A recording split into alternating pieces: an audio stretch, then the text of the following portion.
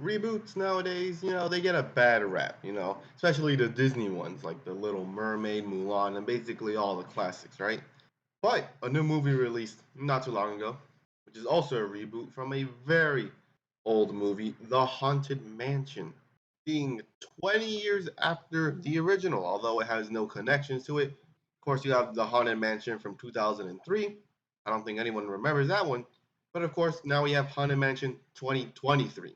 It's quite a bit of time. And of course, you got some people saying it's trash and all that stuff. But of course, I want to go watch the movie and I'll give you my 2 cents, right? So you have 4 cents in total. Of course, we'll talk about the plot, some good things and some bad things. Of course, the plot obviously is well, there's a mansion and it's haunted, right? So throughout many years, a family or just some people, right, mostly family, buy the mansion mostly on the cheap, right? Because you think, wow, a mansion for this little, that's just steal. And then you realize that the house is haunted, right? And they force everyone to stay in the mansion because if you leave after entering it, they kind of follow you and then they kind of make you, stay at the mansion because there's just one big bad ghost, that being the Hatbox Ghost. Really cool character, really cool design. I always loved it, even in the ride. And he keeps him there because every full moon he becomes strong enough to the point where he could kill you, right? Because before they kind of just walk around, right? They kind of just move things, haunt things, but then they're not powerful enough. But when the full moon hits, the Hatbox Ghost is strong enough to kill you, right? And for some reason, he needs 1,000 souls for him to be unstoppable. Why 1,000? I don't know. Maybe it's like a precaution for all ghosts. Well, ghosts are very powerful. They can interact with the human world, but they can't be too powerful. But if they do want to be too powerful, they need 1,000 souls. Anyways, a family buys a house, figures out it's haunted, so they ask a priest. But they ask the priest, right? And the priest goes to the main character, the main character, right? Right, and he's a matter of fact, I actually forgot. But he is something that works with lenses on telescopes and all that stuff, right? And he develops a or tries to develop a lens to take pictures of ghosts, right? He could take a picture of it. But of course, we kind of figure out he kind of gave up on all the ghost stuff.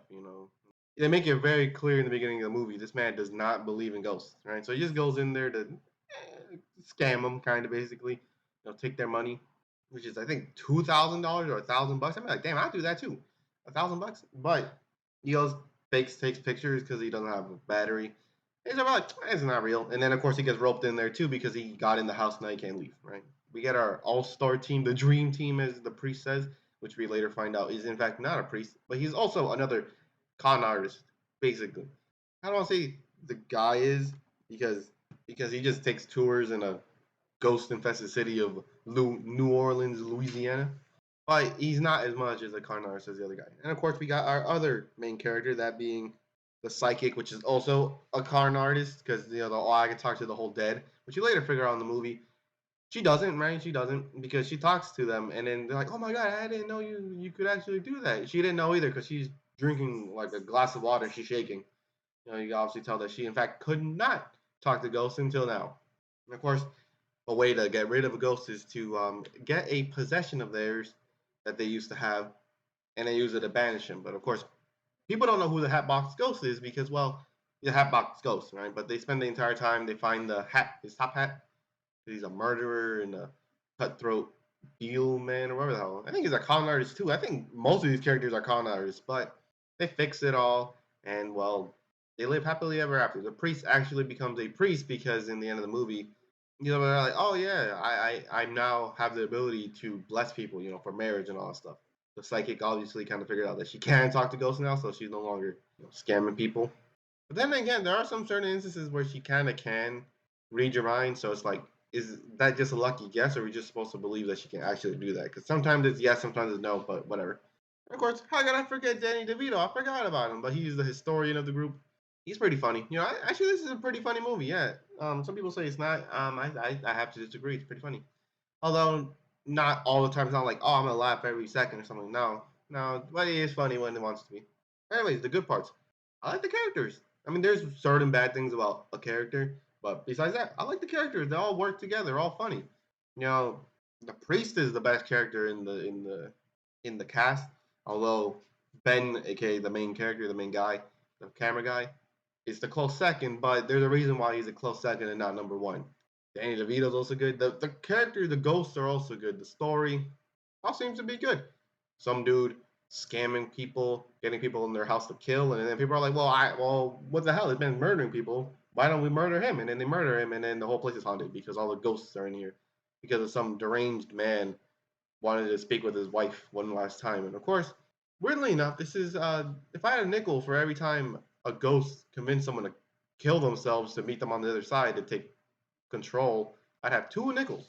It's not a lot, but it's a weird thing. It happened twice. I'll tell you that because they disguise themselves as someone who's grieving, aka the first person who owned the house, Ben, from the main character, and the kid because he's also there. They're all grieving someone. The man grieves his wife. Ben also grieves his wife, and Travis grieves his dad. And of course, they manipulate the grief to kind of let them kill themselves because I think specifically you could kill whoever you want for the 1,000 souls, but the last one, and I would assume the first one, have to be willing, meaning you have to manipulate them into just ending themselves.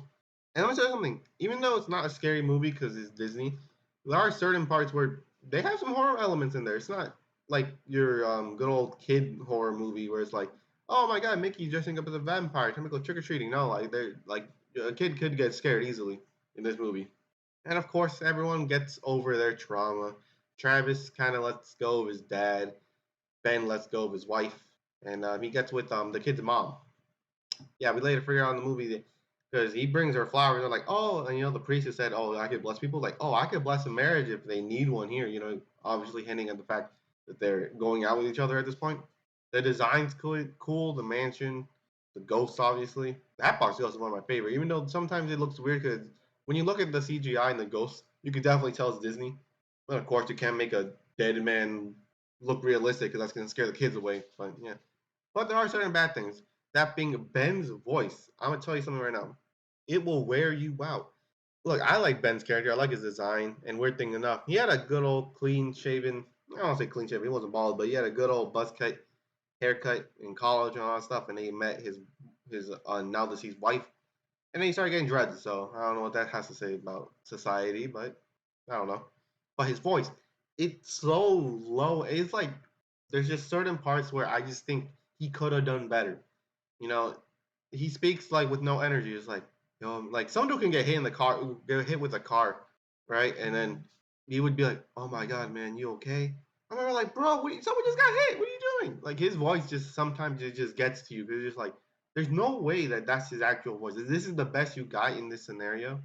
The other bad thing is like the cinematography, not so much, but the some shots look weird because there's a certain shot in the beginning of the movie where the mom and the kid get out of the car, right? And the car is obviously physical, as you could tell. But the second they're out, in the next shot where they show the car looks CGI'd in, right? It doesn't even look real. I mean, like, did they get rid of the car? What happened? Because it looks weird. There's certain parts in the movie where I don't know how to explain this, but it's like it's hyper focused on a character and everything else looks weird, but it could work in favor of the movie because the background looks distorted in the haunted mansion. Because now that I think of it, I don't think it happens anywhere outside the mansion, or at least the grounds of the mansion. I actually don't think it happens anywhere else. But let me tell you something. It's really high quality. Like the camera seems to be high quality, or maybe they AI'd or generated something afterwards that made it look that good. But it looks good. And the cinematography could get to you, in the haunted mansion. Some scenes are, but for the most part, it's a really good movie and it's an enjoyable one. And obviously, story about grief. I'll tell you something. It almost got to me when Ben was talking about his wife and how one night she just left to go get food, right? And he didn't want to go with her because stress. She ended up getting an accident and then she unfortunately passed away. I was like, damn, I feel for this man. Still doesn't change the fact that his voice needs some work, but other than that, he's a good actor. He's a good character in the movie. I would like to see more of it. Okay, maybe not. I'm not really a big movie guy. I'm not gonna be like, oh, that guy's in the movie, I'm gonna watch it. No, if the trailer's trash, I'm not watching it. But anyways, I would give it a solid. I would give it a solid. I hate saying 8 out of 10, but it's not 7 out of 10. It's not that bad. But 8 out of 10 seems more like the average. I keep saying, but it's a good movie. There are certain scenes where actually it's not just Ben, but sometimes the priest voice also sounds kind of like Ben's, where it's like, "Yo, man, you gotta find Jesus" and all that stuff. It's just like, bro, what? Sometimes his voice is like that too, but it's not as much as Ben's. So other than that, it's a good movie. Would I recommend it? I mean, Oppenheimer and Gran Turismo are out, and it seems like they're getting better reviews. So probably not gonna be your first choice, but if you are gonna watch it, you're gonna have a good time. But anyways, next video is probably gonna be Gran Turismo, even though it's coming out 2 weeks from now. Even though it said it was gonna release last weekend, this week actually, it said it was gonna release this week, but no, they're all like, oh no, it's gonna release August 25th. So whatever that's about, right? But the next video will of course be, well, it's not of course, you can't guess it, but it's ranking how badly I could whoop horror movie villains. That's always been a thing I wanted to do. But anyways, like I said, hope you enjoyed the video.